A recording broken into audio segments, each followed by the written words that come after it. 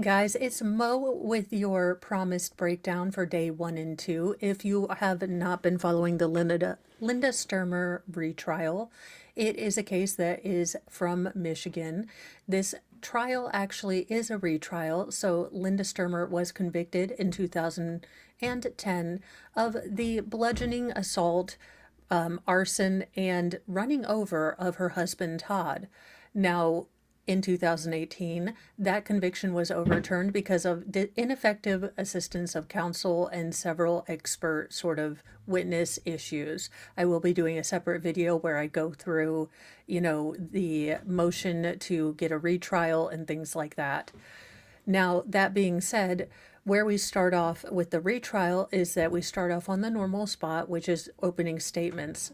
The state kind of goes through and lays out their sort of, thoughts on this case, which are that Linda Stermer was in a, marriage that had its struggles. She was in a current affair or adulterous relationship of some sort. They really haven't expounded on that yet in the days 1, 2, and 3 that I've watched thus far. But it is put out there that Linda is having an affair, and that comes out. Now, what the state contends is that Linda somehow, some way, assaulted, bludgeoned around the head, incapacitated Todd in some way, doused him or covered the area where he was with accelerants, lit him on fire, and then in the course of either staging herself and running to the van to go get help from neighbors to kind of further this look of, oh my gosh, the house is on fire and Todd is stuck. She did not anticipate Todd Stermer being able to get himself out of the house. Now, this is a very gruesome case. I am not going to lie to you. Now, even though he was able to get himself out of the house and out of the fire, he was nearly engulfed in flames. His pants were down around his ankles. I don't know if Linda told him to stop, drop, and roll or what happened, but this is kind of where it gets a little muddy from both the state and the defense, and Linda, to be honest with you.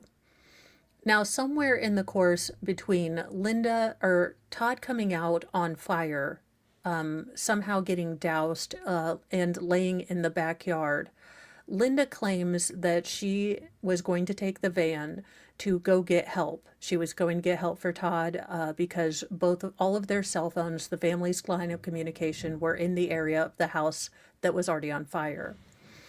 Well, now, neither the defense nor the state dispute that there is evidence of Todd's blood on both the front bumper of the van, and also on the undercarriage. Now, how they got there is where the state and the defense kind of differed in their opening statements.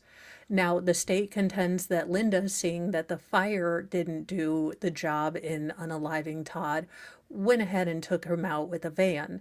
Now, what the defense contends is that somehow, some type of way, some magical way, and yes, the defense used that phraseology, some magical type of way, through involuntary muscle spasms or something, Todd magicked himself in front of the van as Linda was going to get help. And in her Twitter-pated state, in the heightened emotion of, having seen her husband incredibly burnt, she just ran him over. She didn't mean to. Although in the defense's opening, it does kind of sound like she rolled over and back like he was a speed bump. You guys, this opening for the defense is one of the most redonkulous things I have ever seen. Now, Veilhammer and I did cover it on Legal Shenanigans Theater, so I'm going to see if I can do one of those fancy things where I put a little, one of the little video things in there so you guys can click over to Legal Shenanigans Theater. I am just writing down the timestamp, but that's the only way I would recommend watching the defense's open. The defense attorney who opened is a fan of the pregnant pause, and he Captain Kirk, he Shatnered the shit out of this, okay? That there is no other way to say this. The man paused so long I thought my stream was buffering, and no, he was just buffering himself. Now, that being said, after we got through the opening statements, we got to our first witness on day one. Now, that was Stephen Leach. He was a retired fire chief. You will find that a lot of the witnesses in this case have retired. Again, this case, is from 18 years ago, and there will be some issues that come, in other days as far as, the age and different things that have happened to evidence in the intervening 18 years.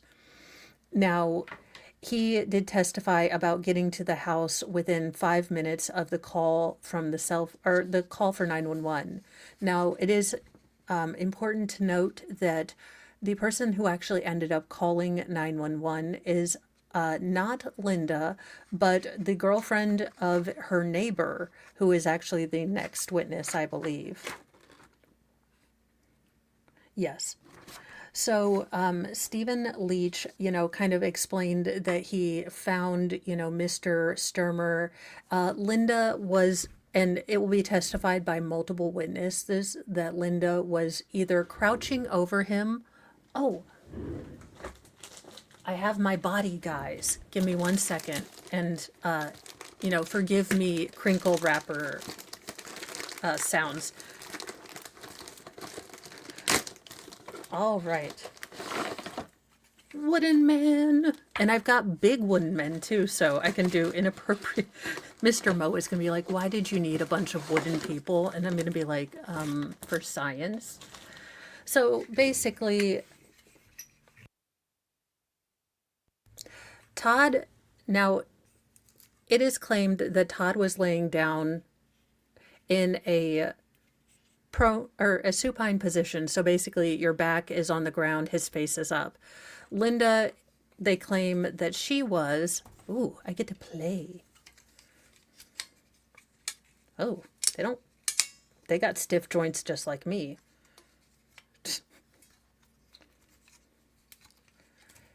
Alrighty, so he is laying down on the ground, and Linda was somewhat over his face, kind of embracing, hugging him. Now, several of the witnesses claimed that she might have had her hands on his mouth. Now, that is not something that more than one witness claimed, but that is sort of how he arrived on the scene. Now, he so he basically arrived a few minutes before the neighbors, or after the neighbors arrived, and they, realized that Todd was in very close proximity to the kerosene tank that was over there.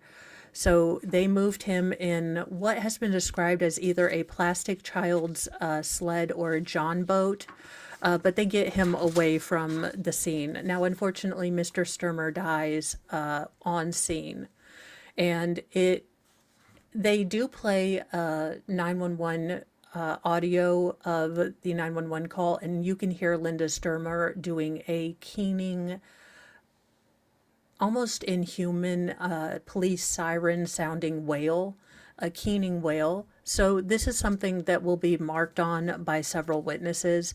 Now, this witness in particular, Mr. Leach, does state that Todd's clothes smelled like accelerant. However, when Michael Malhini comes in, and he is the neighbor of the Stermers, who was one of the first people on the scenes, his girlfriend was the one that called 911. Now, he will claim that when he got to the scene and they finally realized this was Todd and everything, and that his pants were down to his ankle, he rushed back, and because it was in January, it was cooling down. He got work jackets, work clothing to lay on him. Now, that work clothing is important to keep an eye on, because now the neighbor who laid out and brought those clothings, he actually works in a junkyard. So there is a possibility that there were different sort of, particulates oils, gasoline, that kind of thing, that could have been placed close to Todd's pants and given that smell of accelerant. Now, that's kind of all that went in with that first witness. Then you went to Kate Thompson. She was a bit of a looky-loo, if you will.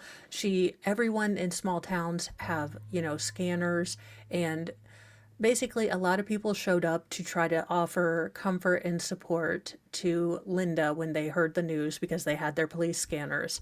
So that is a bulk of the other couple or other questions for day one. Now, on day two, there's a surprise motion kind of kerfuffle. Now, it seems as though the state or the defense has filed a flurry of motions regarding certain evidence and reports and expert testimony that they are, just now within weeks before the trial is coming to pass, finally moving on these motions. And you can tell that the judge and the state are a little bit miffed. Not that the defense really gave two rats' asses about that, but, it is interesting to note what things make, the judge really pissed off. Now, on day two, probably the most memorable thing of day two is that we get the information that, someone, well, basically Mike McElhenney's, so the first man, his girlfriend, they were both in the truck getting ready to go bowling. She decided just to ignore her subpoena. She was like, I got stuff going on. I can't be bothered with court. Now, this turns into an even bigger kerfuffle when there's a bench warrant signed for this woman, and she, instead of, reaching out to the court, the state, even the police office, like, hey, I don't have reliable transportation. I'm sorry. I didn't want to blow off court. I just, I have some life going on. Now, that still wouldn't have been a sufficient excuse, but she ended up getting arraigned and held on a $1,000 bond and drug tested, which I believe she did fail. She apparently is a method actor, if you want to be a hot mess, and I'll put it like that. Now, in day two, we got several different witnesses. Let's see here. We got Ken Thompson. He was a coach and neighbor. He was, Kay Thompson's husband.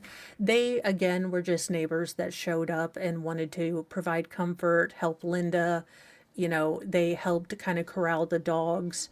And the one thing that really stuck out to both of them was the fact that the van was turned on and still running and had evidence of blood and, kind of dripping viscera, even evident to their eyes.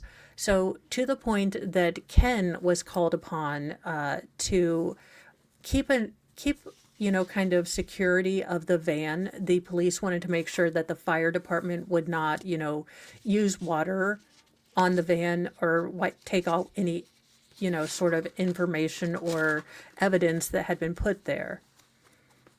I'm going through my notes, sorry. You guys.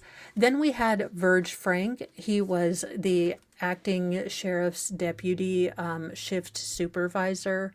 So the defense really went in on him, chain of command custody things that really were not his purview. While he is, in the chain of command, it would be his job to call out detectives. So basically his deputy called him out. He assessed the situation, started doing scene security, and said, hey, we need to bring detectives in. It looks like we've got a homicide.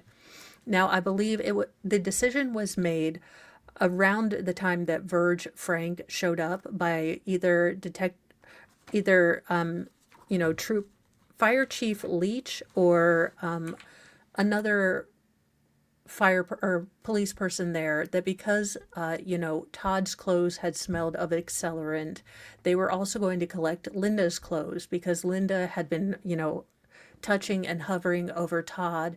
So they went ahead and collected Linda's clothes of those days, or from those days. On day two, we also had the medical forensic examiner and pathologist. So the pathologist was first, and he basically explained that Todd ultimately passed away from thermal injuries. Now, he did have several notable injuries. I'm like, wait a minute, I've got a dude now. So on his head, he had on the top sides, both bilateral, kind of an inch or so above the ear, so on both sides, and then a longer gash on the back of his head. Now, as regarding these, lacerations, they were noticeable even despite the intense burning that he had. I mean, and these were significant burns. When they were moving Todd into the boat, there was skin sloughage, and if you are a Legal Vices fan, his hands were starting to deglove. Now, I'm not getting any more into that because, ugh. But suffice it to say, Todd's last moments were incredibly, agonizing and full of pain, and I don't wish anyone to go out this way. Now, that being said, the medical examiner then said that Todd also had sort of a bunch of lacerations starting about the front pec area, going on into the shoulder, and then rolling around in the back. He also had 3 rib fractures. Now, the 2 on the left side were on rib 3 and 4, and then they were in the front, so anterior and medial. So those would be placed where, this medical examiner said that they were consistent with someone attempting to do CPR. Now, the other injury that is not consistent is the right rib, which was also rib 3, but it was posterior. So it was a posterior rib break, which basically is not consistent with CPR normally. Now, he didn't claim that, it would never happen during CPR, but it was not, a normal sort of run-of-the-mill rib fracture that you would see from CPR. That being said, those were the only injuries. Now, it did strike me as strange because Linda is accused of running him over, but the point was made that it had been raining and kind of yucky, so if the ground was soft, while she may have still run him over, he might have been more indented into the ground. So that's kind of where we went. Now, there was a lot of back and forth from the medical examiner where they always try to say, oh, well, could this have happened? And could that have happened? And could, he have done this himself? All the hypotheticals that a medical examiner really can't answer. The final witness of day 2 was the medical examiner or investigator. So the medical sort of the ME investigator that goes onto the scene, make sure nothing from the body is, screwed around with. It's all there, everything like that. And I lied to you. She was the second to the last guess. Now, or witness. I will say that this woman, I will try to put a clip up of her, but she definitely gave sassitude right back. If I could make one comment, it is that the defense is coming off as extremely aggressive and rather dickish in every one of their encounters with the witnesses. I don't appreciate it. I don't think it lends well to Linda looking like, a woman who has had a tragedy. They seem incredibly, while they are incredibly zealous in defending their client, I don't think that they're doing a good job, engendering personableness with the jury. I do think some people or some of the jurors are going to start getting upset with the amount of time that they take to ask these same questions. And, attempt to be snippy with the judge and things like that. I don't know if that's going to do anything for any of the jurors, but I know that I take note of it and I don't appreciate it. So I can imagine that there are some jurors that don't appreciate this. I will say that things have been incredibly adversarial between the state and the defense. While the defense is much more flippant, the state seems to be genuinely angry with some of the antics that the defense is doing.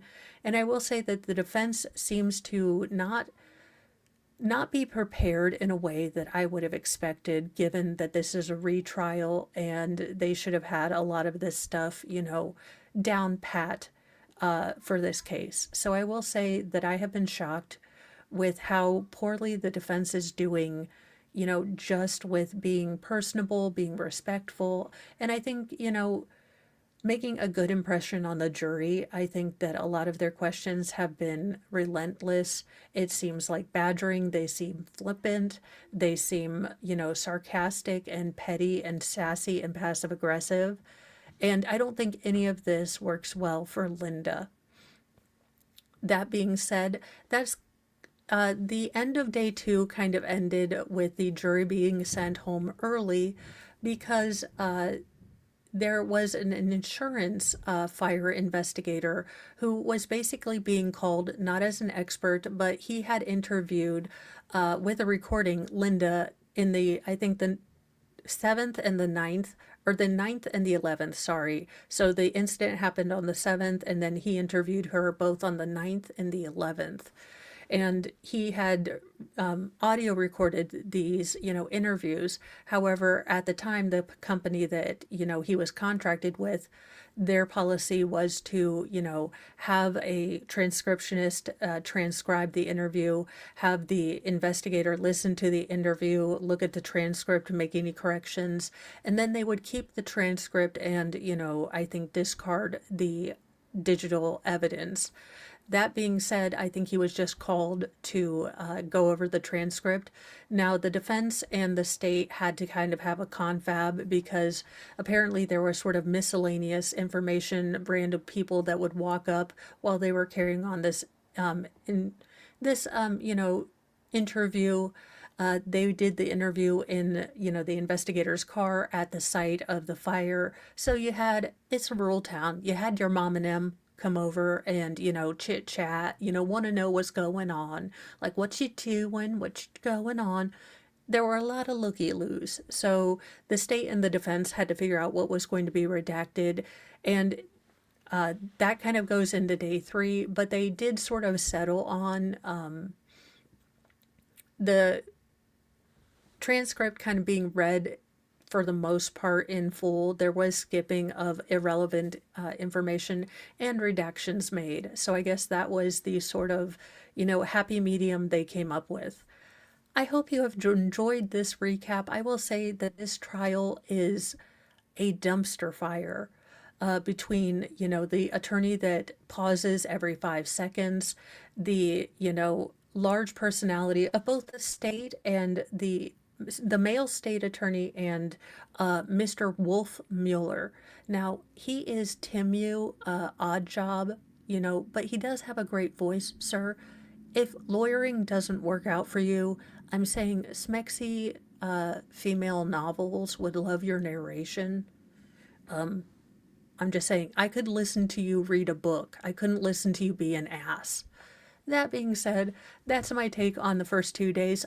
If you have any questions, put them down in the comments. I will try to figure that out.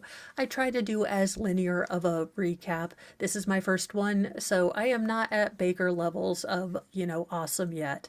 But hopefully you guys enjoyed this, and it gives you a little heads up and insight into this trial if you are busy watching the Karen Reed or the Lori Vallow, but you don't want to miss out on this entire ball of shenanigans craziness. I will see you guys in a little bit. If you would like to join the Petty Express, we will be doing day 3, part 2, tonight at 6 p.m.